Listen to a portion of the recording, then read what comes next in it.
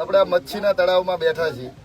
સમાજને કાયમ મચ્છીના ખાતા મળે આપણને રાજકારણમાં, કોઈ સારું ખાતું નથી મળતું. તો આ તળાવમાં બેહીને તમને સમાજ વિશે શું કહેવાનું મન થાય છે? વિજયભાઈ, તળાવમાં બેહીને તો ઘણું બધું કહેવાનું મન થાય છે. આ ભારતીય જનતા પાર્ટીની અંદર કોળી સમાજનો માત્ર ને માત્ર વોટ બેંક તરીકે ઉપયોગ થતો હોય ને એવું મને લાગી રહ્યું છે. ખરેખર તમે વિચાર કરો કે આજ દિવસ સુધી કોળી ઠાકોરનો મુખ્યમંત્રી બનાવ્યો ખરો? ઉપમુખ્યમંત્રી બનાવ્યો ખરો? ગૃહમંત્રી બનાવ્યો ખરો? બાકી પી ફોર પી તમે જાઓ હોસ્ટેલો ઠેર ઠેર એમના સમાજની ચાલુ, એમના સમાજને 2500 કરોડની શિક્ષણ ફંડ બાબતે ગ્રાન્ટો ફાળવવામાં આવી. કોળી સમાજને શું? કોળી સમાજને હાલીને આવું માછલા પકડવાનું ખાતું અને કે જાઓ માછલા પકડી અને વેચી ખાઓ અને તમારું ગુજરાન ચલાવો.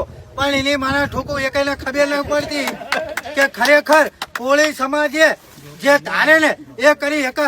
કોળી સમાજ જો ગમે તેને ધારે ને એને સત્તા ઉપર બેસાડી પણ શકે છે અને સત્તાથી નીચે પણ ઉતારી શકે છે. આ કોળી સમાજ ધારે તો હાથીની અંબાડી પર પણ બેસાડી શકે છે અને આ સમાજ જો ધારે તો ગધાડા ઉપર ટકો કરીને પણ બેસાડી શકાય છે. પણ માત્ર આ સમાજને અત્યારે જાગૃત થવાની જરૂર છે કે માત્ર વોટ બેંક તરીકે કોળી તથા ઠાકોર સમાજનો માત્ર ઉપયોગ થઈ રહ્યો છે.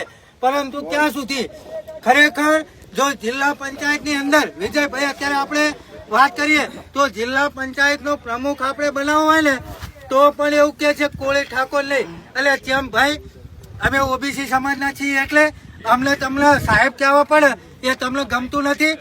ખરેખર આ વ્યવસ્થા બદલાવાની જરૂર છે. સમાજને જાગૃત થવાની જરૂર છે. અને આપણે કોઈ માછલા પકડવાના ખાતા નથી જોતા. આપણે જોતા છે તો ગૃહમંત્રીના ખાતા જોતા છે, મુખ્યમંત્રીના ખાતા જોતા છે અને ઉપમુખ્યમંત્રીના ખાતા જોતા છે. બાકી આપણે માછલા પકડીને આપણું ગુજરાન ચલાવવું નથી. આજ મારી નમ્ર વિનંતી છે વિજયભાઈ. અને ખાસ કરી મારા તમામ કોળી ઠાકોર ભાઈઓને એક જ વાત હું કહેવા માંગે, જો ખરેખર તમે આ મારી વાતથી સહમત હોય અને આવડી જો આપણે ખરેખર માછલા ના પકડવાના હોય ને તો આ વિડીયો દરેક કોળી ઠાકોર સુધી પહોંચવો જોઈએ. જય માન ધાતા, જય વેલનાથ, જય કોળી સમાજ.